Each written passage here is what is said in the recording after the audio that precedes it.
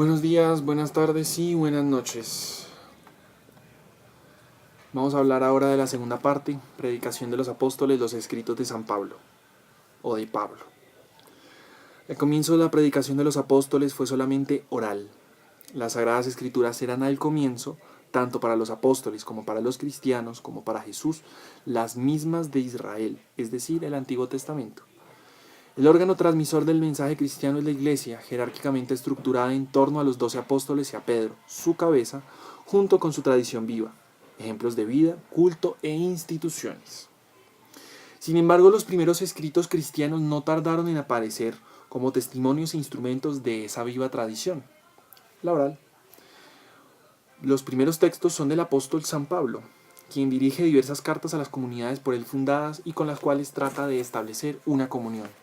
Repito, los primeros textos son del apóstol San Pablo, quien dirige diversas cartas a las comunidades por él fundadas y con las cuales trata de establecer una comunión.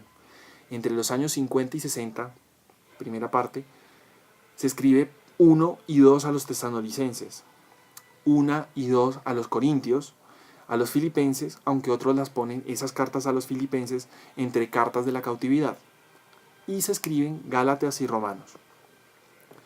Del año 61 al 63, mientras San Pablo está prisionero en Roma, escribe ahora sí las cartas de la cautividad, Colosenses, Efesios, Filemón.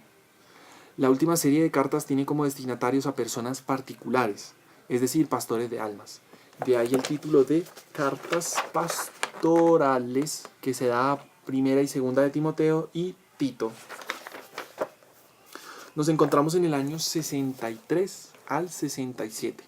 En el caso de que estas cartas sean de San Pablo, pero la crítica descubre en ellas un lenguaje distinto y un cambio de estilo respecto a las cartas precedentes del apóstol, así como una diversa situación histórica y eclesial. Véase capítulo 14, que eso tiene que ver con el libro de Valerio Manucci.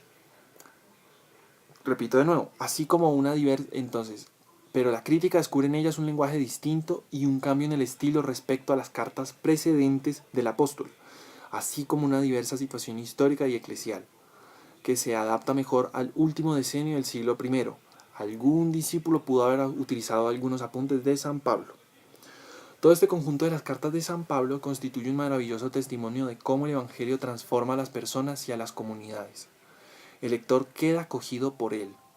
Las esperanzas de la comunidad naciente, sus éxitos, los conflictos internos y el enfrentamiento constante con las religiones y las culturas externas son, en el fondo, las mismas de la iglesia de siempre e incluso la nuestra. Tiene razón. Bien, la última carta, la de los Hebreos, obra de un discípulo de San Pablo, escrita poco antes de la destrucción de Jerusalén, el año 70, desarrolla una grandiosa tesis sobre la universal mediación sacerdotal de Cristo y anima a los cristianos tentados de apostasía. ¡Wow! Buenos días, buenas tardes y buenas noches.